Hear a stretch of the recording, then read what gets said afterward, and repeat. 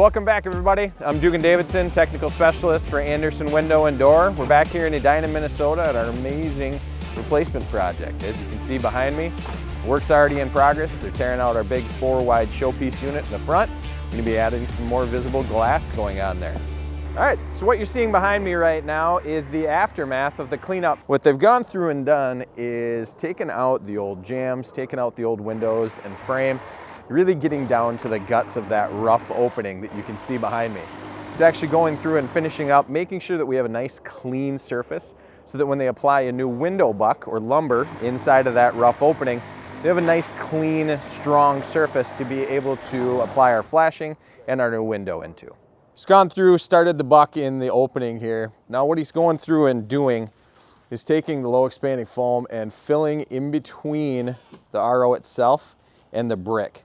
Wants to go ahead and block that off so there's no chance of any penetration of water or air coming from behind the brick, that rain screen, into the opening and possibly penetrating into the house. So as we can see now, finishing up their buck in the rough opening to give us that nice clean surface to put the flanged window onto. What he's gonna go through do next is measure out for the flex wrap. So flex wrap is a flexible sill flashing material.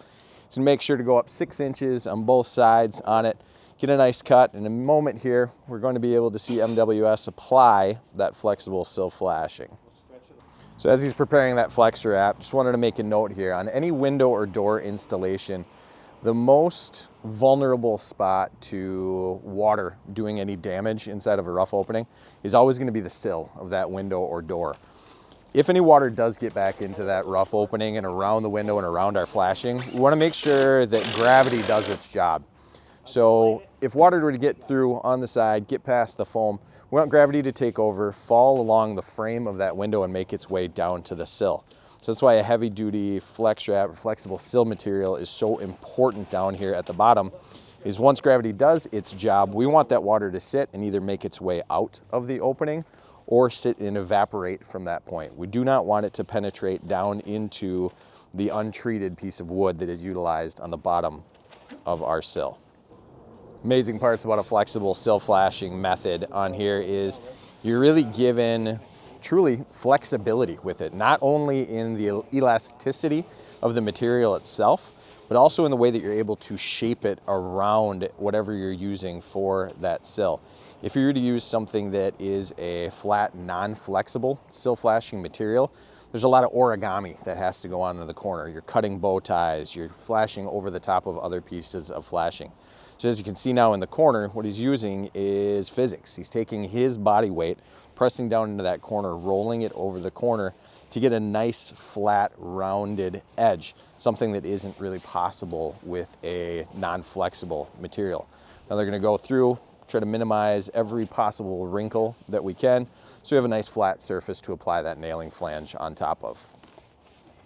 Yeah, the ultimate goal that MWS is accomplishing here with the flexible sill flashing, and then also going along with the cut down straight flash along the side here, is they want to take that buck and they want to treat it like a new construction opening. So they want to make sure and fully seal that away from whatever was already existing and make sure that we're tying it into the existing drainage plane. So he's filling that gap on there, creating a whole new rough opening for this window to go into. Just wanted to take a moment to talk about why we're seeing the straight flash utilized on the side here over the top of the window buck. So in a typical flanged installation, what you'll do is you'll take house wrap or a WRB, you'll roll that back into your rough opening.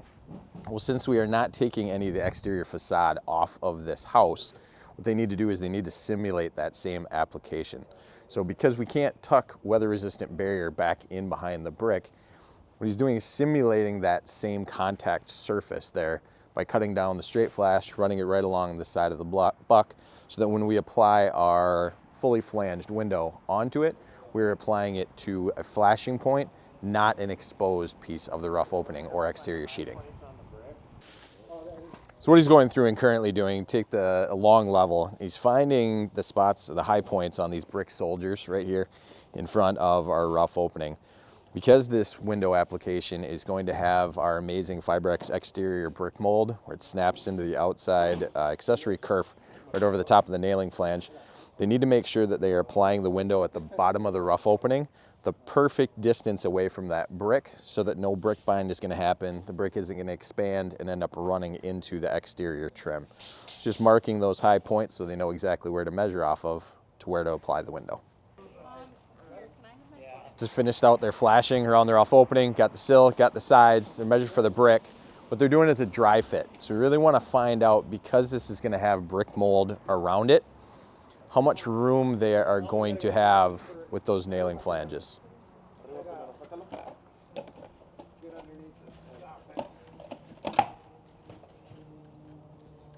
So now also measuring to make sure the nailing flange is going to fully fit, make sure that the brick mold is going to fully fit all the way around. He's determining how much they're going to need for a buck material at the very top to attach to the header over the top of the window, so there's not too large of a gap up there, and they have material to be able to nail the installation flange into. Going through checking level on every single opening there to see how far off of level they are, because determining how far off of level they are is really also going to help to determine how much material they're able to add to that head. If they add too much, it won't leave enough room for shimming underneath to get that window back to level. I want to talk a little bit about what this window is that we're going to be installing today. So what we took out was single wide units that were placed in their own opening. As you may have seen from the video there, the maul posts in between each one of those windows was about 12 to 13 inches. That's a lot of lost glass space. So what we've done here is taken from having individual single units placed in their own opening, and we've taken a 4-wide unit and mulled this at our Andersen factory. So when this shows up, a lot less work for the contractor to have to do to have this ready to place in the opening. Now this contractor, to keep their safety higher on them and their efficiency higher on it, they've taken the sashes out of these units, but it gives me a great opportunity to talk about this window itself. So if we come and take a look, one of the great features about a 400 series tilt wash double hung is our compression jam liners. So you notice I'm not having to press that hard, and that jam liner has some nice flexibility to it. That makes this window the absolute perfect window for a replacement scenario. Just because the rough opening itself isn't perfectly square doesn't mean that this window can't combat those elements. By having that compression jam liner, it assures that no matter if it is hourglassed or pickle barreled, those sashes are going to be held tight. Another point on this window is this is a tilt into the home for easy cleaning window. These tilt assist clips that live in the compression jam liner will actually slide down the jam liner, pop along the side of our top sash, and allow the homeowner to tilt that top sash into the interior of their home and make it easy for cleaning. From a service and maintenance standpoint, all the balancers, so the counterbalance that makes this window smoothly open and close and gives that resistance to it, is all housed inside of this compression jam liner, which actually is pretty easy to remove if any maintenance does need to be done in the future. So that's what makes this the absolute perfect window for this replacement job. Okay, so now we're back at the window frame itself here. He's applying the sealant here while the window's on the ground. A lot easier than try to guesstimate on the rough opening itself. So as we can see, if we come around the corner, the holes that would normally be visible in your installation flange is exactly where he's applying the sealant over the top of. What we refer to this as a belt and suspenders installation. Now when they apply fasteners through those installation holes into the rough opening itself, it's going to carry some of that sealant in with it, really protecting that penetration that is made into the rough opening itself. So because they're installing with a barrier method, it's going to go around, seal all 4 sides of that installation flange, and have it ready for install. Okay, so wanted to take a piece of the old jamb here. So this really unique situation on this window installation. Because they had to pull all of the existing interior trim, the existing jambs off of the window on it, they're gonna have to go through and recreate this profile. So this is not something that we at Andersen are gonna offer with the nice shadow boxed look on the extension jamb. So the amazing contractors will work with a custom millwork facility to go through and recreate this. So now they can have a job site applied extension jamb that really blends into the interior look of this home. All right, it's an exciting point in the part of installation here. Rough opening is completely prepped. Now they're taking that frame with the sashes all removed. they're going to go ahead and put it into place. Now we know this is going to fit perfectly because the dry fit was done previously to make sure that we had enough room to accommodate the brick mold. So they're going to slide that up underneath the soffit, get it into place, make sure everything is nice and level. You can really get an idea now of the before and after with those much smaller mold posts, how much visible light and how much glass this is really going to gain on the front of the house. It's going to truly be that showpiece that it's meant to be. So what we've got going on this 4-person installation is the two on the exterior making sure that they're maintaining the gap that is needed in between the bottom of the frame and the brick there, so that we can allow for the brick mold and allow for expansion and contraction. While they're doing that and maintaining that gap, they're also holding a level and taking and elevating the window up, making sure to shim underneath it to have that window be perfectly level all the way along the bottom. I want to talk while they're going through and fastening this window into the rough opening here. So now that they've got this thing nice and square and plumb and level, I wanted to talk about on openings this large, what you can end up fighting if you are not preparing the rough opening correctly. So if we're off by just 1/8 of an inch in the bottom left-hand corner, that can actually triple by the time you end up at the top right on it. So you end up doing a lot more fighting. So the installation process that they followed today, by framing out the opening, putting a window buck in place to secure the window into, is going to be the most efficient, and it's going to be the most correct way of doing so. So now what MWS is going through and doing is they are going to fasten through every single installation hole that we place into our nailing flange. The reason behind going through every one is we spend a lot of time, a lot of money, a lot of effort at our research and development facilities, making sure that the proper spacing is in place to attain the DP ratings or the performance ratings that we put on these windows.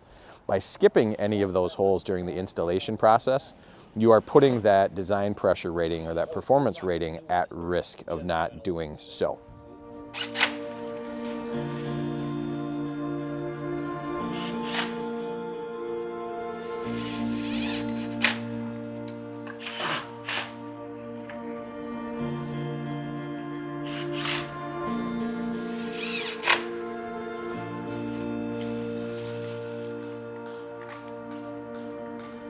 Now we've got the window all fastened onto the rough opening. So what they're going through and doing is measuring and cutting out for the flashing that they're going to do over the top of the installation flange. So the goal of flashing every time on the exterior is to follow what we call a shingle method. So think of the roof on your home. The highest shingle on the whole house is going to be at the very top so that water can cascade down. So we're going to do the same piece here. So they're going to take straight flashing. They're going to flash along the bottom of the window. Then they will do the sides, and then they will do the top, so it cascades down all the way. So he's gonna go ahead and apply the straight flashing underneath the window here so we can start off our shingle effect. Really important thing to note when putting any kind of straight flash around an Andersen window is to not roll that flashing tape up onto the face of the frame. The reason for that is whatever trim you're using, whether it's an Andersen Fibrex prefabricated trim, utilizing a composite trim, a wood trim, we want to make sure that there's no possible penetration points that can be exposed to wind-driven rain that could end up catching the lip of that flashing, get back in behind, and then possibly work its way into our rough opening.